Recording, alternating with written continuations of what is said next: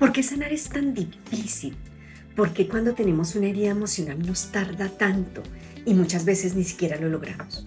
Mi nombre es Rocío Durán, yo soy Rocío Life Coach y estoy aquí para ayudarte. Hay muchas razones por las cuales sanar es muy difícil, pero lo más importante que quiero que sepan es que es un proceso posible. Hace algunos días me lastimé y me hice una herida aquí en la mano y fue muy dolorosa porque fue profunda. Estaba haciendo arts and crafts, definitivamente no buena para ello, y me lastimé. Y lo más interesante fue ver cómo el proceso se fue dando. Pero tuve que hacer ejercicios de limpiarme la herida, ponerme una curita, refrescarla, hacerme curaciones. Tuve que hacer un ejercicio consciente de autoamor por la herida. Y ese fue el primer paso. Y ese es el primer paso. Sanar es reconocer que hay una herida, que ocurrió, que hay un dolor.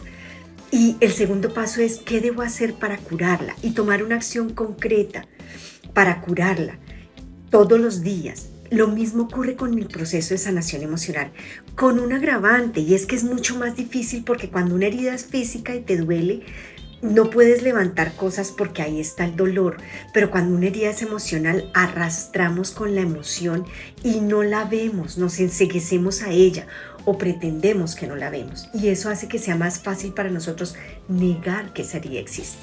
Entonces, sanar emocionalmente requiere un proceso consciente de acoger que hay un dolor que yo causé o que me causaron, o un trauma, y que tengo que hacer un ejercicio primero de reconocer que existe y segundo de autoamor para empezar a hacerlo. Recordemos una cosa, nuestro cerebro está conectado y está creado para evitar dolor emocional. Entonces, cuando vivimos un trauma, cuando vivimos una ruptura, cuando vivimos un dolor profundo, lo negamos y lo ponemos al lado. Nuestra amígdala, de la cual les hablo permanentemente, se encarga de protegernos de todo ese estrés y de protegernos a través de, claro, se genera muchísimo cortisol y lo que hace nuestra amígdala es protegernos. Este dolor emocional no se almacena solamente como en el caso de mi herida en la mano, no sé si ahí alcanzan a ver el rayón todavía, no solamente se crea en el alma. Este rayón emocional generado por este trauma, por esta situación dolorosa, no solamente está allí, también se almacena en el cuerpo. Y entonces terminamos haciendo cosas como que terminamos haciendo toda la carrera y sintiendo que nos están persiguiendo, nos están acosando. Tenemos dificultad para respirar, tenemos problemas estomacales, tenemos problemas para exceso de apetito o no apetito, incluso dolor en las articulaciones, extremada fatiga, deseo de desconectarnos del mundo. Hay muchas maneras como el cuerpo nos dice que tenemos ese dolor interno, que tenemos que darnos a la tarea de sanar. Sanar requiere entonces, ¿qué tenemos que hacer? Requiere además entender que yo ya no soy esa situación que ocurrió. Entender que soy una persona resiliente gracias a esa situación, pero que yo ya no soy esa persona y que hoy es un nuevo día y tengo una nueva oportunidad para recrear lo que yo quiera crear.